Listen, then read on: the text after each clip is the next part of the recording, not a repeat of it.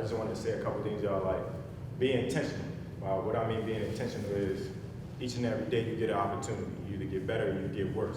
You gotta love competition. Anything in front of you, you wanna destroy it. This is your family. This is how you're gonna feed your family when it comes time. You know what I'm saying? That gotta mean that much to you. Trust your coaches, trust your preparation, trust the people that, you know what I'm saying, got you in these seats right now. And you know what I'm saying? They trust in you. Be intentional. And tomorrow y'all got a game. Go bump.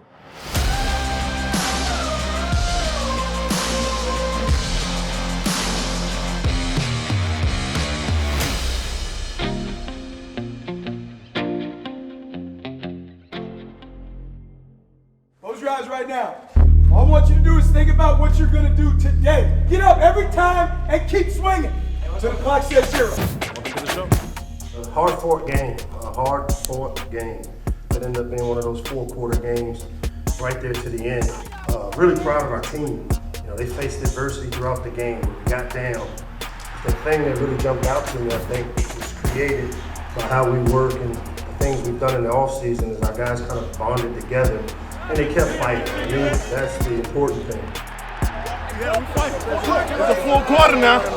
Full quarter game, we help. There's the pressure. Dagey into the end zone, dangerous, and it's intercepted by Jacorian Bennett. What an incredible heads-up play by Jacorian Bennett. Downfield, wide open, Rakim Jarrett. Touchdown, Maryland. Terps have knocked off West Virginia. The final at Maryland Stadium is 30-24.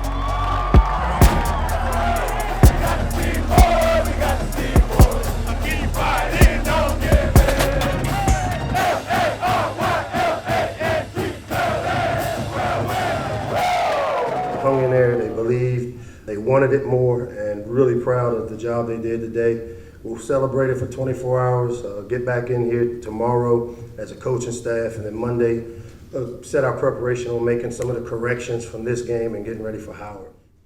There's one thing that you guys got to understand about this week. We play on the anniversary of 9/11. How old were most of y'all when 9/11? 2, 3 years old. So a lot of you guys don't understand, man, what 9/11 really meant. A lot of people lost family members, including our first responders. So this is a big game for a lot of people. We got Howard University, coming in here to play us. Both of us are located right here. It affected a lot of our campuses because obviously when you start having terrorist attack on U.S. soil, it kind of heightens everything in this area. And so what I want you guys to understand, we're going to wear stickers on our helmet to commemorate it in honor of the people that were lost during 9/11. I want to represent it the right way. Let's make sure we do things the right way.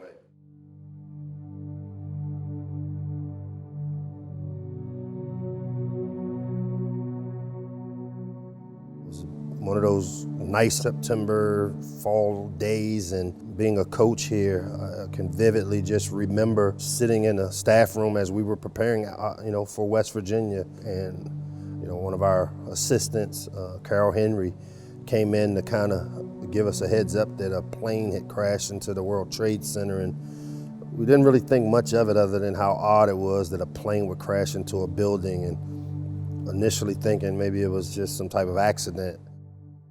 But then just an hour later, her running back in and saying a plane just crashed into the Pentagon and that we were under a terrorist attack.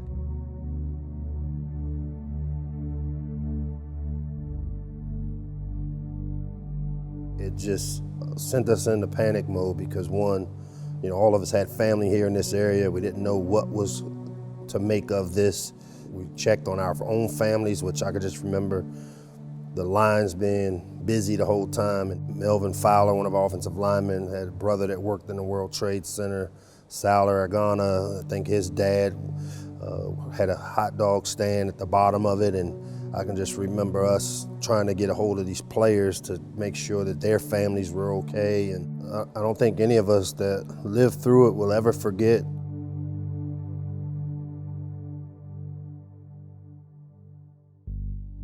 September 11, 2001, I was just about 3 months old, so I don't remember the day perfectly, but it was a Tuesday.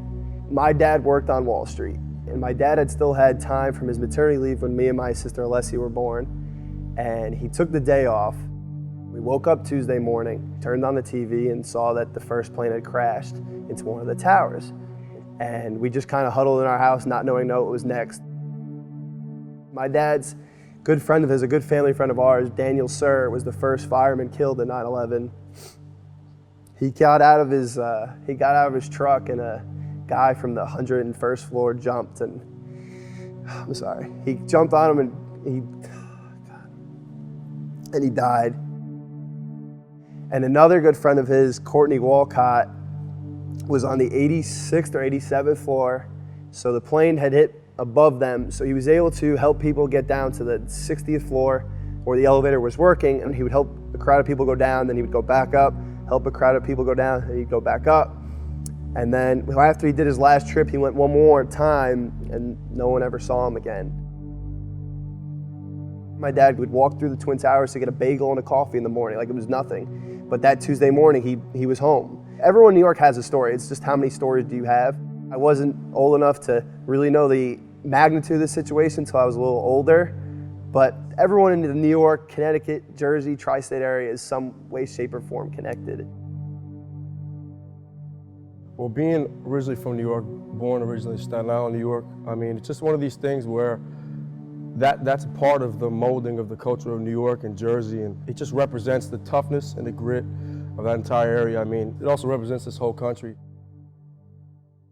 For me personally, growing up, you know, we're taught these things. We're taught, you know, how horrendous these attacks were, and it's a lot to take in. It's a lot to try to comprehend from somebody who wasn't really there. And I was such a baby, but, you know, from the stories of everybody and all the adults, and my mother actually worked at the World Trade Center before they were attacked.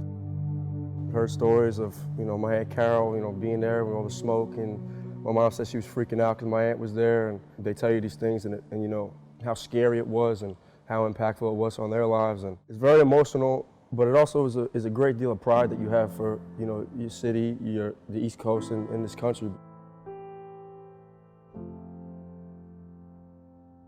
It was one of those days that a tragedy, obviously, that I thought also maybe brought us a little closer together as a society, having gone through it together.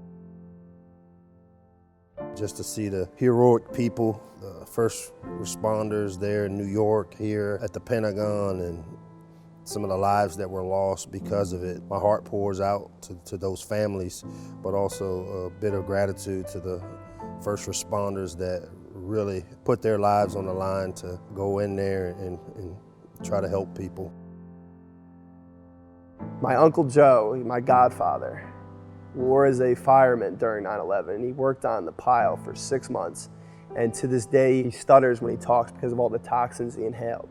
If you talk to him now, he could remember the day like it was yesterday. And just hearing him, he tells the story about digging up people that just were there to go to work that day. I'm hoping to get him down here for that Howard game, just to pay my respects to him and all the firemen, first responders, and the average Joes that we lost that day. We always have it in our hearts, you know, every day, every year, every month. I mean, it doesn't matter what it is, but especially that day. And I'm really, really, really happy that we get to play on 9/11, and I get to represent Maryland, but I also get to represent where I'm from. I mean, it just means a whole lot to me. I'm just gonna play my heart out whenever I get in and do my job and fill my role. And we're gonna represent what the East Coast is all about, and that's what I'm doing here too. Playing a game here against Howard, you know, where we were part of the attack here. It'll be a special time for us to reflect and give the first responders a lot of love and credit for the jobs they do.